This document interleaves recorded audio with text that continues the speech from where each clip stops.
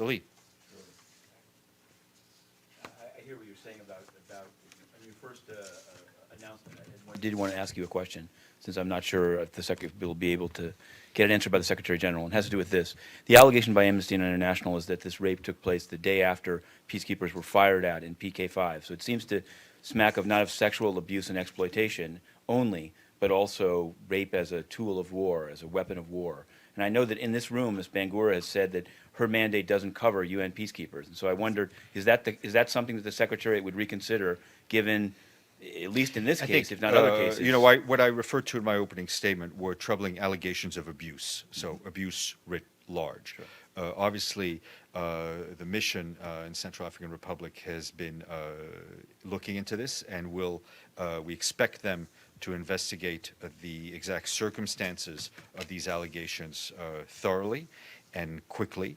We are talking about alleged cases of alleged abuse or misconduct by UN peacekeepers, whether they be military or foreign police unit.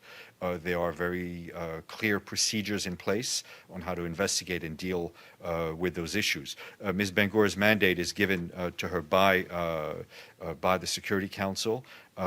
We do expect the procedures already in place to be used to fully investigate and, if necessary, discipline those who have committed these alleged crimes. But if the mission finds what Amnesty International alleges to be true, is the maximum UN penalty repatriation to the country of the peacekeeper? I think we're talking about hypotheticals here, so let me try to answer it without referring Sure. to the exact case. Obviously, if a crime of this nature is committed by a military personnel, it comes under one set of rules. And as we all know, the UN has no direct authority over the uniformed personnel. That person would be repatriated, and we would expect them to face justice, be it military or civilian justice, in their home country, and be prosecuted to the full extent of the law. If it is a civilian person or if it is a police officer, my understanding is that is different.